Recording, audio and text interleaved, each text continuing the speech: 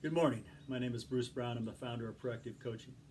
Today I just want to spend a short period of time on what we call the stages of coaching. It's not an incremental thing. It's not that you go from one to the other. I think that any of us can be in any of these stages of coaching. So as we go through the stages, I want you to just kind of analyze where you think you are now and where you want to go so that we can become who we really want to become in this profession. The first stage of coaching is the beginning stage of coaching. It's Yahoo, this is going to be so fun. I get to go out here and teach these kids all I know. They're going to love me. I'm going to love them. We're going to win every game. Everything's going to be perfect. They're going to be as motivated as I was. And the crossroads for that beginning stage is, oh my goodness, the time, the energy, the emotion, the parents, the different personalities, all the things that come into coaching that you really hadn't factored in as a young coach. The second level of coaching is status quo. You find coaches in status quo. They're as good as they need to be in their own mind. They don't need to go to clinics. They don't need to read. They don't need mentors. They don't need feedback. I've got this all figured out. And so they stay where they are. The crossroads for the status quo coaches is the scoreboard, because the truth is, unless you continue to grow, you're going to really struggle having success.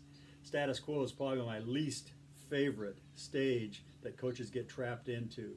We all need to be open and have a growth mindset about this profession. It's the only way that we'll ever really succeed, not only on the scoreboard, also with kids. The next stage of coaching is what I call the prove it stage of coaching. The prove it stage of coaching is, you got to prove yourself. It's about you proving yourself to other people. I got to prove myself to the team. I got to prove myself to the community, to the league, to the parents. I've got to prove that I'm good at this. And what validates me, or what proves that I'm good, is the scoreboard. The scoreboard validates me. And so therefore I do whatever's necessary to be successful on the scoreboard. Oftentimes that means falling back into things that work quickly, like motivating through fear. Fear works. It's not nearly as strong as love and respect, but fear works.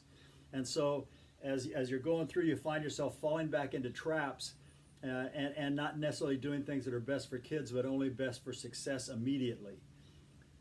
The crossroads of the prove it stage of coaching is you realize the young people that you're working with are growing up and getting married, and you're not invited. That's a bad day. And I don't mean that really literally, but basically what I'm saying is the young people that you've spent so much time with are moving ahead with their life, and you're no longer part of it by their choice. The stage of coaching that I think you want to get in and stay in is what we call coaching for significance. Coaching for significance doesn't mean that you're not competitive. I think it actually allows you to be more competitive than any other stage. Coaching for significance basically means this. We're taking a shared love that two of us have for an activity. I love football, that young man loves football. I love volleyball, she loves volleyball. I'm taking the shared love of that activity and the power of the word on the front of my name, coach, to impact that kid beyond today, beyond the season, and into their lives. Coaching for significance means that the young people that you're working with take part of the experience from you and they relive it in their own life. That's the coach's best legacy. Analyze which stage you're in. Think about which stage you want to get into. Do the work to be the coach that you would love to have played for. Thank you very much for following us and walking with us on this mission.